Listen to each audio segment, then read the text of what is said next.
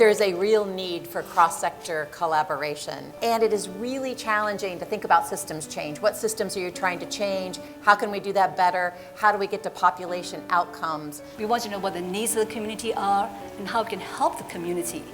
But we want to be sure that whoever we're helping is going to be there for the long haul.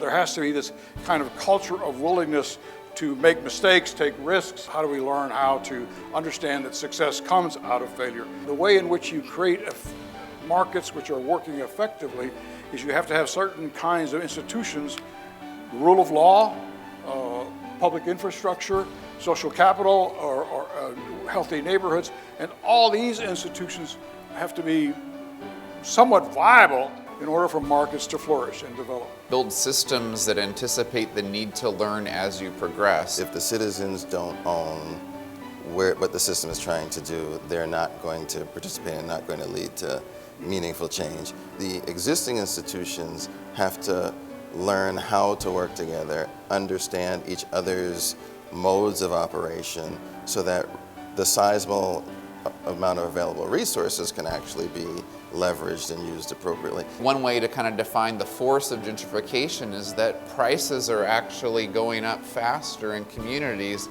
than are the benefits accruing to the local residents because we're in this transition period. Along the way, there will be implementation hurdles and that we have to think about those at the beginning of an initiative. My suggestion would be that communities which feel like that they're not getting what they ought to be getting, begin to do some serious thinking about how do you build an organization which has got some power. I think there's more that we banks can do because we're here investing, and helping the community, but I think there are important segments out there that we need to be in connection with. These communities that had experienced intentional disinvestment, both from policy and from private players, needed networks of opportunity reestablished across both the financial side, through the labor market, through political power, etc. Allow communities to envision for themselves what would my community look like if those networks of opportunity were reestablished across all the dimensions. We can actually think about those organizing themes about what we want our community to look like, and that can help guide